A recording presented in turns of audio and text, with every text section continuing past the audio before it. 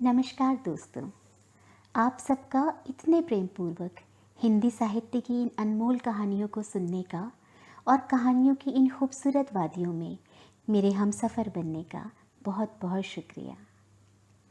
आज सोचा गुरुदेव की ज्ञान पिटारी से कुछ निकाला जाए। आइए सुनते हैं बंगला साहित्य के महानतम लेखक, विश्व प्रसिद्ध, सर्वप्रिय गुरुदेव श्री रविंद्रनाथ टैगोर के द्वारा रचित एक बेहद मर्मस्पर्शी बंगला कहानी अपरिचिता का हिंदी रूपांतरण। तो कहानी कुछ इस तरह से शुरू होती है। लेखक कहते हैं, आज मेरी आयु केवल 27 साल की है। यह जीवन न दीर्घता के हिसाब से बड़ा है, न गुण के हिसाब से, तो भी इसका एक विशेष मूल्य है। यह उस फूल के समान है जिसके वक्ष पर भ्रमर आ बैठा हो और उसी पदकक्षेप के इतिहास ने उसके जीवन के फल में गुठली का सा रूप धारण कर लिया हो। वह इतिहास आकार में छोटा है, उसे छोटा करके ही लिखूंगा। जो छोटे को साधारण समझने की भूल नहीं करेंगे, वे इसका रस समझेंगे। कॉलेज में पास करने के लिए जितनी परीक्षाएं थीं, सब मैंने ख़त्म कर ली हैं। बचपन में मेरे सुंदर चेहरे को लेकर पंडित जी को सेमल के फूल तथा माकाल फल, जो कि बाहर से देखने में सुंदर तथा भीतर से दुर्गंध युक्त और अखाद्य गूदे वाला एक फल के साथ मेरी तुलना करके हंसी उड़ाने का मौका मिला था। तब मुझे इससे बड़ी लज्जा लगती थी, किंतु बड़े होने पर सोचता हूँ कि यदि पुनर्जन्म हो तो मेरे मुख पर स्वरूप और पंडित जी के मुख पर विद्रूप इसी प्रकार प्रकट हो। एक दिन था जब मेरे पिता गरीब थे। वकालत करके उन्होंने बहुत सा रुपया कमाया। भोग करने का उन्हें पल भर भी समय नहीं मिला। मृत्यु के समय उन्होंने जो लंबी सांस ली थी, वही उनका पहला अवकाश था। उस समय मेरी अवस्था कम थी। माँ के ही हाथों मेरा लालन पालन हुआ। माँ गरीब घर की बेटी थी, अतः हम धनी थे, यह बात ना तो वे भूलती ना मुझे भूलने देती। बचपन में मैं सदा गोद में ही रहा। शायद इसीलिए मैं अंत तक पूरी तौर पर वयस्क ही नहीं हुआ। आज ही मुझे देखने पर लगेगा जैसे मैं अन्नपूर्णा की गोद में गजानन का छोटा भाई हूँ। मेरे असली अभिभावक थे मेरे मामा। वे मुझसे मुश्किल से 6 वर्ष बड़े होंगे, किंतु फल्गु की रेती की तरह उन्होंने हमारे सारे परिवार को अपने हृदय में सोख लिया था। उन्हें खोदे बिना इस परिवार का एक भी बूंद रस पाने का कोई उपाय नहीं। इसी कारण मुझे किसी भी वस्तु के लिए कोई चिंता नहीं करनी पड़ती। हर कन्या के पिता स्वीकार करेंगे कि मैं सत्पात्र हूँ। हुक्का तक नहीं पीता। भला आदमी होने में कोई झंझट नहीं है, अतः मैं नितांत भला मानस हूँ। माता का आदेश मानकर चलने की क्षमता मुझ में है, वस्तुतः न मानने की क्षमता मुझ में नहीं है। मैं अपने को अंतःपुर के शासनानुसार चलने के योग्य ही बना सका हूँ। यदि कोई कन्या स्वयंवरा हो तो इन सुलक्षणों को याद रखे। बड़े बड़े घरों से मेरे विवाह के प्रस्ताव आए थे, किंतु मेरे मामा का, जो धरती पर मेरे भाग्य देवता के प्रधान एजेंट थे, विवाह के संबंध में एक विशेष मत था। अमीर की कन्या उन्हें पसंद न थी। हमारे घर जो लड़की आए वह सिर झुकाए आए, ये वही चाहते थे। फिर भी रुपए के प्रति उनकी नस नस में आसक्ति समाई हुई थी। वे ऐसा संधि चाहते थे जिसके पास धन तो ना हो, पर जो धन देने में त्रुटि ना करे, जिसका शोषण तो कर लिया जाए, पर जिसके घर आने पर गुड़गुड़ी के बदले बंधे हुक्के में। गुड़गुड़ी हुक्का अधिक सम्मान सूचक समझा जाता है, बंधा हुक्का मामूली हुक्का होता है। तंबाकू देने पर जिसकी शिकायत न सुननी पड़े। मेरा मित्र हरीश कानपुर में काम करता था। छुट्टियों में उसने कलकत्ता आकर मेरा मन चंचल कर दिया। बोला, सुनो जी, अगर लड़की की बात हो तो एक अच्छी खासी लड़की है। कुछ दिन पहले ही एमए पास किया था। सामने जितनी दूर तक दृष्टि जाती, छुट्टी धूं धूं कर रही थी। परीक्षा नहीं है, उम्मीदवारी नहीं, नौकरी नहीं, अपनी जायदाद देखने की चिंता भी नहीं, शिक्षा भी नहीं, इच्छा भी नहीं होने में भीतर माँ थी और बाहर मामा। इस अवकाश की मरुभूमि में मेरा हृदय उस समय विश्वव्यापी नारी रूप की मरीचिका देख रहा था। आकाश में उसकी दृष्टि थी, वायु में उसका निश्वास, तरुमरमर में उसकी रहस्यमय बातें। ऐसे में ही हरीश आकर बोला, अगर लड़की की बात हो तो। मेरा तन मन वसंत वायु से दोलायित बकुल वन की नव पल्लव राशि की भांति धूप छाँव का पट बुनने लगा। हरीश आदमी था रसिक, रस उड़ेलकर वर्णन करने की उसमें शक्ति थी, और मेरा मन था त्रिषाक्त। मैंने हरीश से कहा, एक बार मामा से बात चलाकर देखो। बैठक जमाने में हरीश अद्वितीय था, इससे सर्वत्र उसकी खातिर होती थी। मामा भी उसे पाकर छोड़ना नहीं चाहते थे। बात उनकी बैठक में चली। लड़की की अपेक्षा लड़की के पिता की जानकारी ही उनके लिए महत्वपूर्ण थी। पिता की अवस्था वे जैसी चाहते थे वैसी ही थी। किसी ज़माने में उनके वंश में लक्ष्मी का मंगल घट भरा रहता था। इस समय उसे शून्य ही समझो। फिर भी तले में थोड़ा बहुत बाकी था। अपने प्रांत में वंश मर्यादा की रक्षा करके चलना सहज न समझकर वे पश्चिम में जाकर वास कर रहे थे। वहाँ गरीब गृहस्थी की भांति ही रहते थे। एक लड़की को छोड़कर उनके और कोई नहीं था, अतएव उसी के पीछे लक्ष्मी के घट को एकदम औंधा कर देने में हिचकिचाहट नहीं होगी। यह सब तो सुंदर था, किंतु लड़की की आयु 15 की है, यह सुनकर मामा का मन भारी हो गया। वंश में तो कोई दोष नहीं है। नहीं, कोई दोष नहीं। पिता अपनी कन्या के योग्य वर कहीं भी न खोज पाए। एक तो वर की हाट में महंगाई थी, तिस पर धनुष भंग की शर्त। अतः बाप सब्र किए बैठे हैं, किंतु कन्या की आयु सब्र नहीं करती। जो हो, हरीश की सरस रचना में गुण था। मामा का मन नरम पड़ गया। विवाह का भूमिका भाग निर्विघ्न पूरा हो गया। कलकत्ता के बाहर बाकी जितनी दुनिया है, सबको मामा अंडमान द्वीप के अंतर्गत ही समझते थे। जीवन में एक बार विशेष काम से वे कोन्नगर तक गए थे। मामा यदि मनु होते तो वे अपनी संहिता में हावड़ा के पुल को पार करने का एकदम निषेध कर देते। मन में इच्छा थी खुद जाकर लड़की देखाऊं, पर प्रस्ताव करने का साहस न कर सका। कन्या को आशीर्वाद देने।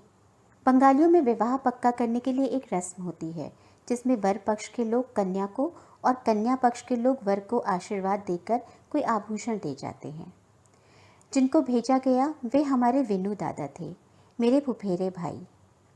उनके मत, रुचि एवं दक्षता पर मैं 16 आने निर्भर कर सकता था। लौटकर विनू दादा ने कहा, बुरी नहीं है जी, असली सोना है। विनू दादा की भाषा अत्यंत संयत थी।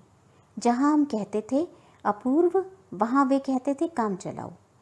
अतएव मैं समझा मेरे भाग्य में पंचशर का प्रजापति से कोई विरोध नहीं है। कहना व्यर्थ है, विवाह के उपलक्ष्य में कन्या पक्ष को ही कलकत्ता आना पड़ा। कन्या के पिता शंभुनाथ बाबू हरीश पर कितना विश्वास करते थे, इसका प्रमाण यह था कि विवाह के 3 दिन पहले उन्होंने मुझे पहली बार देखा और आशीर्वाद की रस्म पूरी कर गए।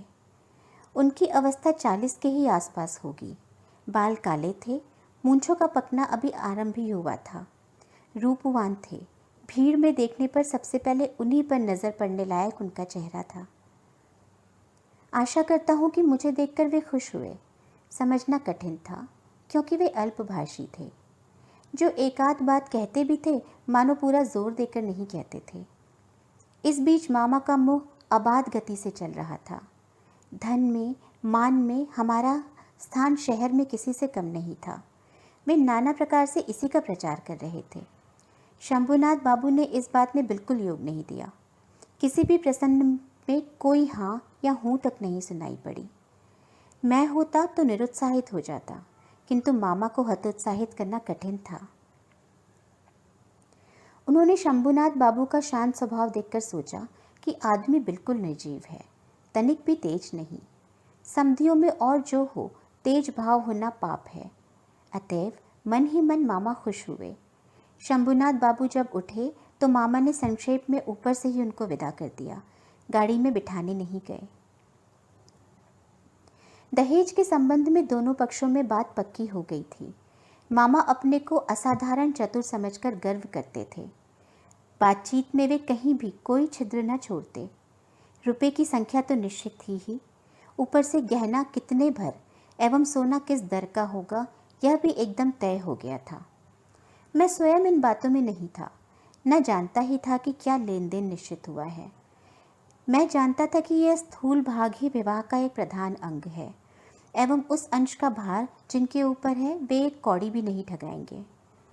वस्तुतः अत्यंत चतुर व्यक्ति के रूप में मामा हमारे सारे परिवार में गर्व की प्रधान वस्तु थे। जहाँ कहीं भी हमारा कोई संबंध हो, पर्वत ही बुद्धि की लड़ाई में जीतेंगे, यह बिल्कुल पक्की बात थी। इसलिए हमारे यहाँ कभी ना रहने पर भी एवं दूसरे पक्ष में कठिन प्रभाव होते हुए भी हम जीतेंगे, हमारे परिवार की जिद थी, इसमें चाहे कोई बचे या मरे। हल्दी चढ़ाने की रस्म बड़ी धूमधाम से हुई। ढोले वाले इतने थे कि उनकी संख्या का हिसाब रखने के लिए क्लर्क रखना पड़ता। उनको विदा करने में अवर पक्ष का जो नाकोदम होगा उसका स्मरण करते मामा के साथ स्वर मिलाकर माँ खूब हंसी। बैंड, शहनाई, फैंसी कॉन्सर्ट आदि जहाँ जितने प्रकार की जोरदार आवाज़ें थीं, सबको एक साथ मिलाकर बर्बर कोलाहल रूपी मस्त हाथी द्वारा संगीत सरस्वती के पावन को दलित विदलित करता हुआ मैं विवाह के घर में जा पहुंचा। अंगूठी, हार, जरी, जवाहरात से मेरा शरीर ऐसा लग रहा था जैसे गहने की दुकान नीलाम पर चढ़ी हो। उनके भावी जमाता का मूल्य कितना था यह जैसे कुछ मात्रा में सर्वांग में स्पष्ट रूप से लिखकर भावी ससुर के साथ मुकाबला करने चला था। मामा विवाह के घर पहुंचकर प्रसन्न नहीं हुए। एक तो आंगन में बारातियों के बैठने के लायक जगह नहीं थी, तिस पर संपूर्ण आयोजन एकदम साधारण ढंग का था। ऊपर से शंभुनाथ बाबू का व्यवहार भी निहायत ठंडा था। उनकी विनय अजस्र नहीं थी, मुंह में शब्द ही न थे। बैठे गले गंजी खोपड़ी कृष्ण वर्ग एवं स्थूल शरीर वाले उनके एक वकील मित्र यदि कमर में चादर बांधे, बराबर हाथ जोड़े, सिर हिलाते हुए नम्रतापूर्वक स्मित हास्य और गदगद वचनों से कंसर्ट पार्टी के करताल बजाने वाले से लेकर वरकर्ता तक प्रत्येक को बार बार प्रचुर मात्रा में अभिषिक्त ना कर देते तो शुरू में ही मामला इस पार या उस पार हो जाता। मेरे सभा में बैठने के कुछ देर बाद ही मामा शंभुनाथ बाबू को बगल के कमरे में बुला ले गए। पता नहीं क्या बातें हुई। कुछ देर बाद ही शंभुनाथ बाबू ने आकर मुझसे कहा, लाला जी ज़रा इधर तो आइए। मामला यह था, सभी का न हो किंतु किसी किसी मनुष्य का जीवन में कोई एक लक्ष्य रहता है। मामा का एकमात्र लक्ष्य था वे किसी भी प्रकार किसी से ठगे नहीं जाएंगे। उन्हें डर था कि उनके समधी उन्हें गहनों में धोखा दे सकते हैं। विवाह कार्य समाप्त हो जाने पर उस धोखे का कोई प्रतिकार न हो सकेगा। घर, किराया, सौगात, लोगों के विदाई आदि के विषय में जिस प्रकार की खींचातानी का परिचय मिला, उससे मामा ने निश्चय किया था लेने देने के संबंध में इस आदमी की केवल ज़बानी बात पर निर्भर रहने से काम न चलेगा। इसी कारण घर के सुनार तक को साथ लाए थे। बगल के कमरे में जाकर देखा, मामा एक कुर्सी पर बैठे थे। एक सुनार अपनी तराजू, बाट और कसौटी लिए ज़मीन पर। शंभुनाथ बाबू ने मुझसे कहा, तुम्हारे मामा कहते हैं कि विवाह कार्य शुरू होने से पहले ही वे कन्या के सारे गहने जचवा देंगे, इसमें तुम्हारी क्या राय है? मैं सिर नीचा किए चुप रहा। मामा बोले, वह क्या कहेगा, मैं जो कहूँगा वही होगा। शंभुनाथ बाबू ने मेरी ओर देखकर कहा, तो फिर यही तय रहा, ये जो कहेंगे वही होगा, इस संबंध में तुम्हें कुछ नहीं कहना है। मैंने ज़रा गर्दन हिलाकर इशारे से बताया, इन सब बातों में मेरा बिल्कुल भी अधिकार नहीं है। अच्छा तो बैठो, लड़की के शरीर से सारा गहना उतार कर लाता हूँ। यह कहते हुए वे उठे। मामा बोले, अनुपम यहाँ क्या करेगा, वह सभा में जाकर बैठे। शंभुनाथ बोले, नहीं, सभा में नहीं, यहीं बैठना होगा। कुछ देर बाद उन्होंने एक अंगोछे में बंधे गहने लाकर चौकी के ऊपर बिछा दिए। सारे गहने उनके पितामही के ज़माने के थे। नए फैशन का बारीक काम न था, जैसा मोटा था वैसा ही भारी था। सुनार ने हाथ में गहने उठाकर कहा, इन्हें क्या देखूं, इसमें कोई मिलावट नहीं है, ऐसे सोने का आजकल व्यवहार ही नहीं होता। यह कहते हुए उसने मकर के मुंह वाला मोटा एक बाला कुछ दबा कर दिखाया। वह टेढ़ा हो जाता था। मामा ने उसी समय नोटबुक में गहनों की सूची बना ली। वह कहीं जो दिखाया गया था उसमें से कुछ कम ना हो जाए। हिसाब करके देखा, गहना जिस मात्रा में देने की बात थी, इनकी संख्या, दर एवं तोल उससे अधिक थी। गहनों में एक जोड़ा ईयररिंग था। शंभुनाथ ने उसको सुनार के हाथ में देकर कहा, जरा इसकी परीक्षा करके देखो। सुनार ने कहा, यह विलायती माल है, इसमें सोने का हिस्सा मामूली ही है। शंभू बाबू ने ईयररिंग जोड़ी मामा के हाथ में देते हुए कहा, इसे आप ही रखें। मामा ने उसे हाथ में लेकर देखा। यही ईयररिंग कन्या को देकर उन्होंने आशीर्वाद की रस्म पूरी की थी। मामा का चेहरा लाल हो उठा। दरिद्र उनको ठगना चाहेगा, किंतु वे ठगे नहीं जाएंगे। इस आनंद प्राप्ति से वंचित रह गए एवं इसके अतिरिक्त कुछ ऊपरी प्राप्ति भी हुई। मुंह अत्यंत भारी करके बोले, अनुपम, जाओ तुम सभा में जाकर बैठो। शंभुनाथ बाबू बोले, नहीं, अब सभा में बैठना नहीं होगा, चलिए पहले आप लोगों को खिला दूं।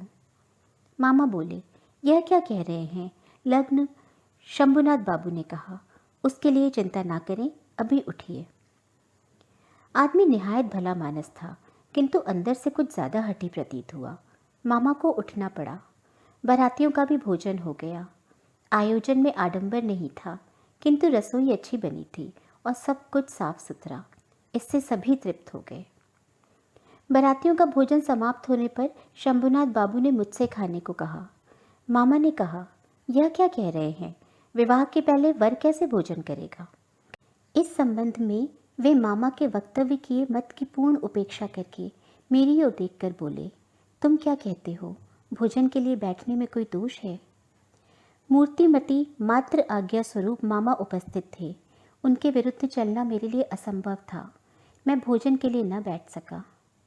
तब शंभुनाथ बाबू ने मामा से कहा, आप लोगों को बहुत कष्ट दिया है, हम लोग धनी नहीं हैं, आप लोगों की योग्य व्यवस्था नहीं कर सके, क्षमा करेंगे, रात हो गई है, आप लोगों का कष्ट और नहीं बढ़ाना चाहता। तो फिर इस समय? मामा बोले, तो सभा में चलिए, हम तो तैयार हैं। शंभुनाथ बोले, तब आपकी गाड़ी बुलवा दूं? मामा ने आश्चर्य से कहा, मजाक कर रहे हैं क्या? शंभुनाथ ने कहा, मजाक तो आप ही कर चुके हैं, मजाक के संपर्क को स्थायी रखने की मेरी इच्छा नहीं है। मामा दोनों आंखें विस्फारित किए अफाक रह गए। शंभुनाथ ने कहा, अपनी कन्या का गहना मैं चुरा लूँगा, जो यह बात सोचता है उसके हाथों मैं कन्या नहीं दे सकता। मुझसे एक शब्द कहना भी उन्होंने आवश्यक नहीं समझा, कारण प्रमाणित हो गया था, मैं कुछ भी नहीं था। उसके बाद जो हुआ उसे कहने की इच्छा नहीं होती। झाड़ भानुस तोड़ फोड़ कर चीज़ वस्तु को नष्ट भ्रष्ट करके बारातियों का दल दक्ष यज्ञ का नाटक पूरा करके बाहर चला आया।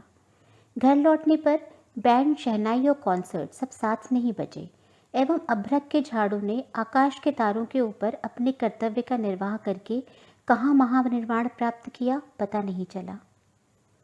घर के सब लोग क्रोध से आग बबूला हो गए। कन्या के पिता को इतना घमंड कलयुग पूर्ण रूप से आ गया है। सब बोले, देखें लड़की का विवाह कैसे करते हैं, किंतु लड़की का विवाह नहीं होगा यह भय जिसके मन में न हो, उसको दंड देने का क्या उपाय है? बंगाल भर में मैं ही एकमात्र पुरुष था जिसको स्वयं कन्या के पिता ने जनवासे से लौटा दिया था।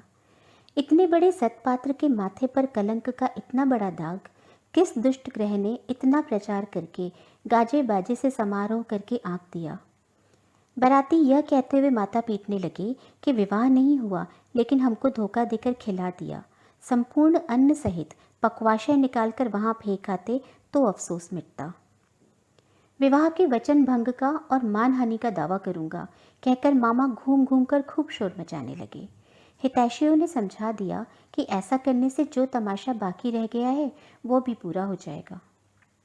कहना व्यर्थ है, मैं भी खूब क्रोधित हुआ था।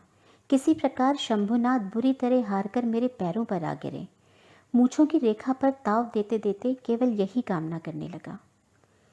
किंतु इस आक्रोश की काली धारा के समीप एक और स्रोत बह रहा था, जिसका रंग बिल्कुल भी काला नहीं था। संपूर्ण मन उस अपरिचित की ओर दौड़ गया। अभी तक उसे किसी भी प्रकार वापस नहीं मोड़ सका। दीवार की आड़ में रह गया। उसके माथे पर चंदन चर्चित था, देह पर लाल साड़ी, चेहरे पर लज्जा की ललाई। हृदय में क्या था यह कैसे कह सकता हूँ। मेरे कल्पलोक की कल्पलता वसंत के समस्त फूलों का भार मुझे निवेदित कर लेने के लिए झुक पड़ी थी। हवा आ रही थी, सुगंध मिल रही थी, पत्तों का शब्द सुन रहा था। केवल एक पग बढ़ाने की देर थी। इसी बीच वह पग भर की दूरी क्षण भर में असीम हो गई। इतने दिन तक रोज शाम को मैंने विनू दादा के घर जाकर उनको परेशान कर डाला था। विनू दादा की वर्णन शैली की अत्यंत सघन संक्षिप्तता के कारण उनकी प्रत्येक बात ने स्फुल्लिंग के समान मेरे मन में आग लगा दी थी। मैंने समझा था कि लड़की का रूप बड़ा अपूर्व था, किंतु ना तो उसे देखा और ना ही उसका चित्र। सब कुछ अस्पष्ट रह गया। बाहर तो उसने पकड़ दी ही नहीं, उसे मन में भी न ला सका। इसी कारण भूत के समान दीर्घ निश्वास लेकर मन उस दिन की उस विवाह सभा की दीवार के बाहर चक्कर काटने लगा। हरीश से सुना, लड़की को मेरा फोटोग्राफ दिखाया गया था। पसंद अवश्य किया होगा, ना करने का तो कोई कारण ही न था। मेरा मन कहता है वह चित्र उसने किसी बक्स में रखा है। कमरे का दरवाज़ा बंद करके अकेली किसी किसी निर्जन दोपहरी में क्या वह उसे खोलकर न देखती होगी? जब झुककर देखती होगी तब चित्र के ऊपर क्या उसके मुख के दोनों ओर से खुले बाल आकर नहीं पड़ते होंगे? अकस्मात बाहर किसी के पैर की आहट पाते ही क्या वह झटपट अपने सुगंधित अंचल में चित्र को छुपा न लेती होगी? दिन बीत जाते हैं। 1 वर्ष बीत गया। मामा तो लज्जा के मारे विवाह संबंध की बात ही न छेड़ पाते। माँ की इच्छा थी मेरे अपमान की बात जब समाज के लोग भूल जाएंगे तब विवाह का प्रयत्न करेंगे। दूसरी ओर मैंने सुना कि शायद उस लड़की को अच्छा वर मिल गया है, किंतु उसने प्रण किया है कि विवाह नहीं करेगी। सुनकर मन आनंद के आवेश से भर गया। मैं कल्पना में देखने लगा, वह अच्छी तरह खाती नहीं, संध्या हो जाती है वह बाल बांधना भूल जाती है। उसके पिता उसके मुंह की ओर देखते हैं और सोचते हैं, मेरी लड़की दिनों दिन ऐसी क्यों होती जा रही है। अकस्मात किसी दिन उसके कमरे में आकर बैठते हैं। लड़की के नेत्र आंसुओं से भरे हैं। पूछते हैं, बेटी तुझे क्या हो गया है, मुझे बता। लड़की झटपट आंसू पोंछकर कहती है, कहाँ, कुछ भी तो नहीं हुआ पिताजी। बाप की इकलौती लड़की है ना, बड़ी लाडली लड़की है। अनावृष्टि के दिनों में फूल की कली के समान जब लड़की एकदम मुरझा गई तो पिता के प्राण और अधिक सहन न कर सके। मान त्याग कर वे दौड़कर हमारे दरवाजे पर आए। उसके बाद मन में जो काले रंग की धारा बह रही थी वह मानो काले सांप के समान रूप धरकर फुफकार उठी। उसने कहा, अच्छा है, फिर एक बार विवाह का साज सजाया जाए, रोशनी जले, देश विदेश के लोगों को निमंत्रण दिया जाए। उसके बाद तुम वर के मोर को पैरों से कुचलकर दल बल लेकर सभा से उठकर चले आओ।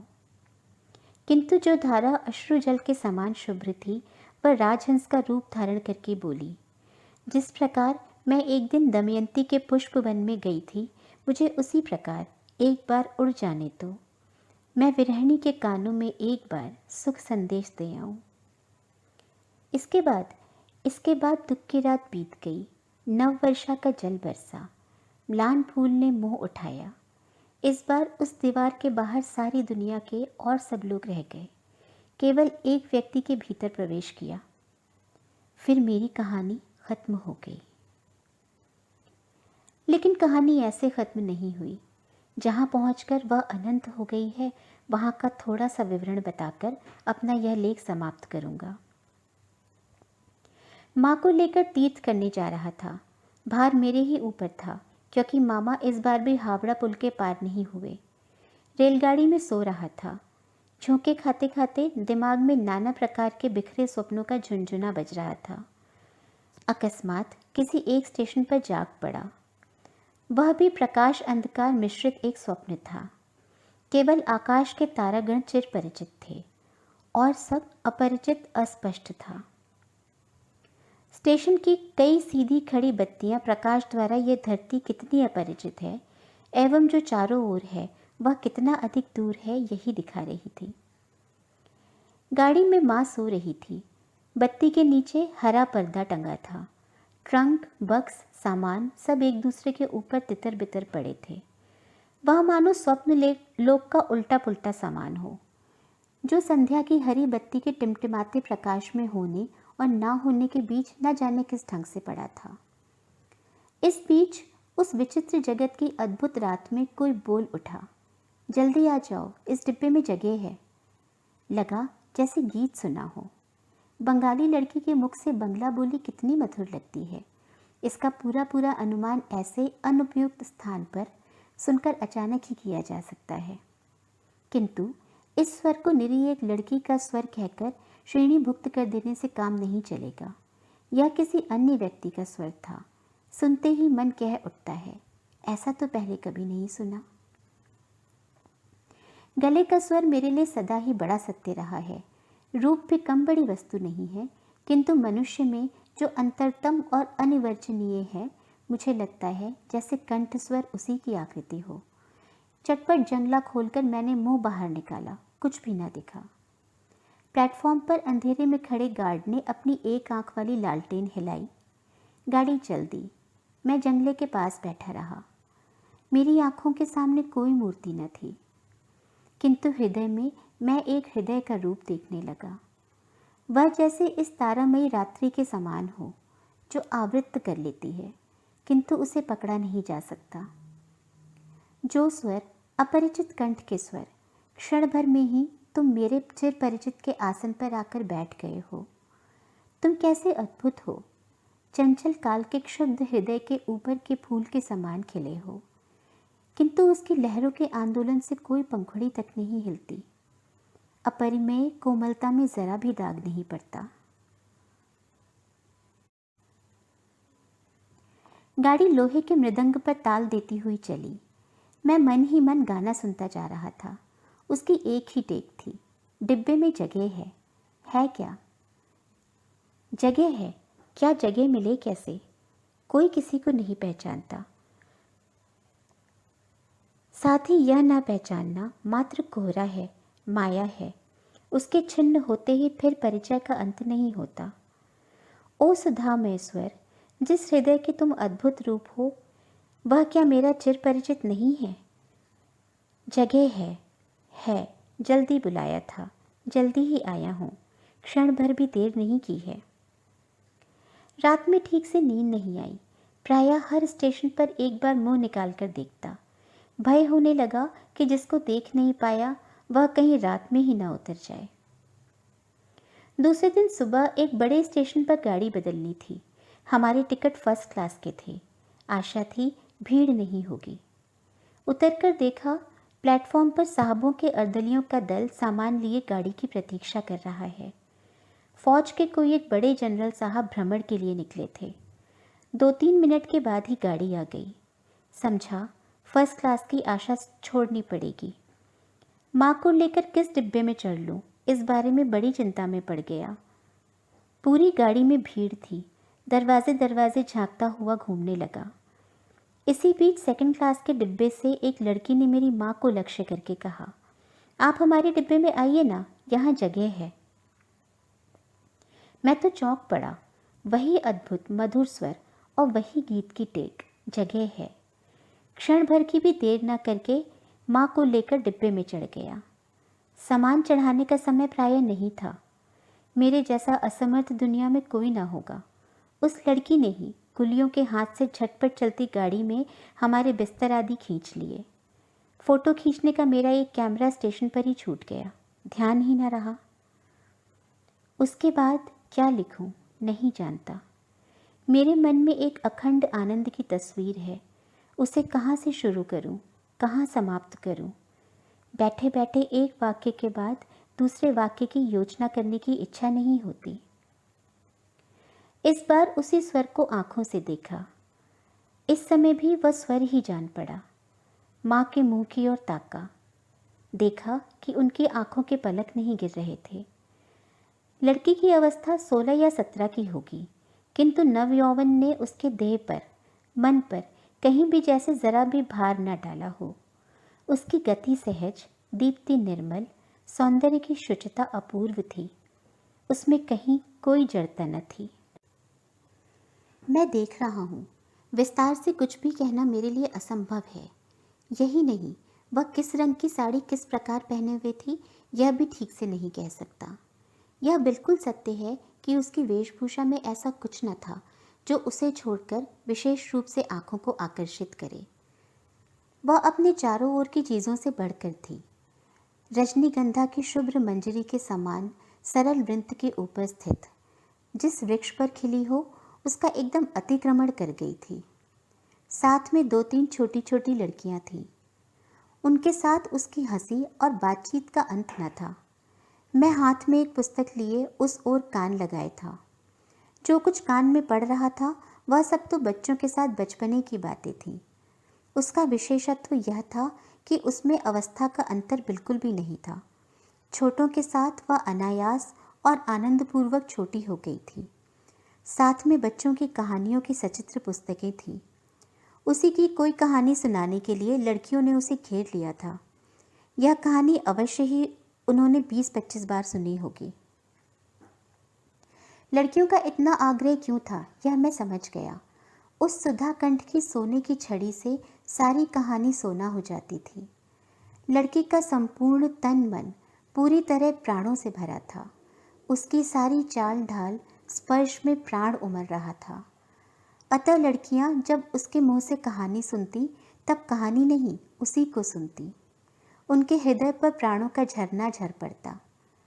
उसके उस उद्भासित प्राण ने मेरी उस दिन की सारी सूर्य किरणों को सजीव कर दिया। मुझे लगा, मुझे जिस प्रकृति ने अपने आकाश से वेष्टित कर रखा था वह उस तरुणी के ही अक्लांत अम्लान प्राणों का विश्वव्यापी विस्तार है। दूसरे स्टेशन पर उतरते ही उसने खोमचे वाले को बुलाकर काफ़ी सी दाल मोठ खरीदी और लड़कियों के साथ मिलकर बिल्कुल बच्चों के समान कल हास्य करते हुए निसंकोच भाव से खाने लगी। मेरी प्रकृति तो जाल से घिरी हुई थी।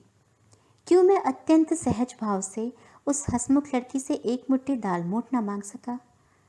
हाथ बढ़ाकर अपना लोभ क्यों नहीं स्वीकार किया? माँ अच्छा और बुरा लगने के बीच दुचिती हो रही थी। डिब्बे में मैं हूँ, मर्द, तो भी इसे संकोच नहीं। खासकर वह इस लोभ की भांति खा रही है। यह बात उनको पसंद नहीं आ रही थी और उसे बेहया कहने का भी उन्हें भ्रम न हुआ। उन्हें लगा इस लड़की की अवस्था हो गई है, किंतु शिक्षा नहीं मिली। माँ एकाएक किसी से बातचीत नहीं कर पाती। लोगों के साथ दूर दूर रहने का ही उसको अभ्यास था।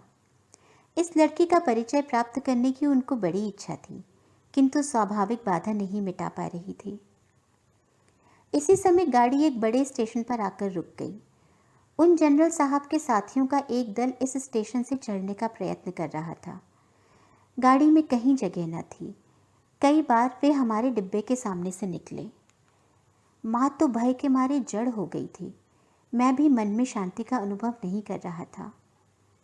गाड़ी छूटने के थोड़ी देर पहले एक देशी कर्मचारी ने डिब्बों की 2 बेंचों के सिरों पर नाम लिखे हुए 2 टिकट लटकाकर मुझसे कहा, इस डिब्बे की ये 2 बेंचें पहले से ही 2 साहबों ने रिजर्व करा रखी है। आप लोगों को दूसरे डिब्बे में जाना होगा। मैं तो झटपट घबरा कर खड़ा हो गया। लड़की हिंदी में बोली, नहीं, हम डिब्बा नहीं छोड़ेंगे। उस आदमी ने जिद करते हुए कहा, बिना छोड़े कोई चारा नहीं। किंतु लड़की के उतरने की इच्छा का कोई लक्षण न देखकर वह उतरकर अंग्रेज स्टेशन मास्टर को बुला लाया। उसने आकर मुझसे कहा, मुझे खेद है, किंतु। सुनकर मैंने कुली कुली की पुकार लगाई। लड़के ने उठकर दोनों आंखों से आग बरसाते हुए कहा, नहीं, आप नहीं जा सकते, जैसे हैं बैठे रहिए। यह कहकर उसने दरवाजे के पास खड़े होकर स्टेशन मास्टर से अंग्रेजी में कहा, यह डिब्बा पहले से रिजर्व है, ये बात झूठ है। यह कहकर उसने नाम लिखे टिकटों को खोलकर प्लेटफॉर्म पर फेंक दिया। इस बीच में वर्दी पहने साहब अर्दली के साथ दरवाजे के पास आकर खड़ा हो गया था। डिब्बे में अपना सामान चढ़ाने के लिए पहले उसने अर्दली को इशारा किया था। उसके पश्चात लड़की के मुंह की ओर देखकर, उसकी बात सुनकर, मुख मुद्रा देखकर स्टेशन मास्टर को थोड़ा छुपा और उनको ओट में ले जाकर पता नहीं क्या कहा।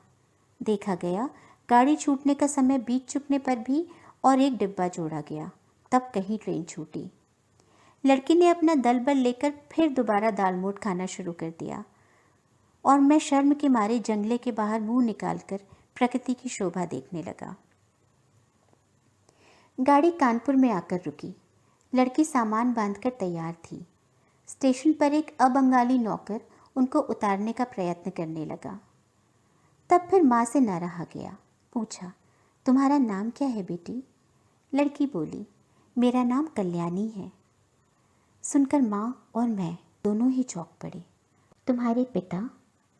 वे यहाँ डॉक्टर हैं। उनका नाम शंभुनाथ सेन है। उसके बाद ही वे उतर गईं। उपसंहार। मामा के निषेध को अमान्य करके, माता की आज्ञा ठुकराकर मैं अब कानपुर आ गया हूँ। कल्याणी के पिता और कल्याणी से भेंट हुई है। हाथ जोड़े हैं, सिर झुकाया है। शंभुनाथ बाबू का हृदय पिघला है। कल्याणी कहती है, मैं विवाह नहीं करूँगी। मैंने पूछा, क्यों? उसने कहा, मात्र आज्ञा। जब हो गया, इस ओर भी मातुल है क्या? बाद में समझा, मातृभूमि है। वह संबंध टूट जाने के बाद से कल्याणी ने लड़कियों को शिक्षा देने का व्रत ग्रहण कर लिया है। किंतु मैं आशा न छोड़ सका। वह स्वर मेरे हृदय में आज भी गूंज रहा है। वह मानो कोई उस पार की वंशी हो, मेरी दुनिया के बाहर से आई थी, मुझे सारे जगत के बाहर बुला रही थी। और वह जो रात के अंधकार में मेरे कान में पड़ा था, जगह है, वह मेरे चिर जीवन के संगीत की टेक बन गई है। उस समय मेरी आयु थी 23, अब हो गई है 27। अभी तक आशा नहीं छोड़ी है, किंतु मातुल को छोड़ दिया है। इकलौता लड़का होने के कारण माँ मुझे नहीं छोड़ सकी। तुम सोच रहे होगे मैं विवाह की आशा करता हूँ। नहीं, कभी नहीं। मुझे याद है बस उस रात के अपरिचित कंठ के मधुर स्वर की आशा। जगह है, अवश्य है, नहीं तो खड़ा होऊंगा। इसी से वर्ष के बाद वर्ष बीतते जाते हैं। मैं यही हूँ, भेंट होती है वही स्वर सुनता हूँ। जब अवसर मिलता है उसका काम कर देता हूँ और मन कहता है यही तो जगह मिली है। ओ रे अपरिचिता, तुम्हारा परिचय पूरा नहीं हुआ, पूरा होगा भी नहीं, किंतु मेरा भाग्य अच्छा है, मुझे जगह मिल चुकी है। तो दोस्तों, यहाँ ख़त्म हुई टैगोर की कहानी अपरिचिता, और मानो शुरू हुई स्वाभिमानी, स्वावलंबी और आत्मविश्वास से भरी कल्याणी और प्रेमासक्त अनुपम की अनोखी दास्तान। इसी के साथ आज विदा लेती हूँ। फिर मिलूँगी कुछ और ऐसे ही बेहद उम्दा अनोखे किरदारों के साथ। अपना साथ और प्यार बनाए रखिए। पसंद आए तो वीडियो को लाइक एंड शेयर करिए, चैनल को सब्सक्राइब करिए, अपने विचार और सुझाव ज़रूर बताइए। स्वस्थ, प्रसन्न और सुरक्षित रहिए। धन्यवाद।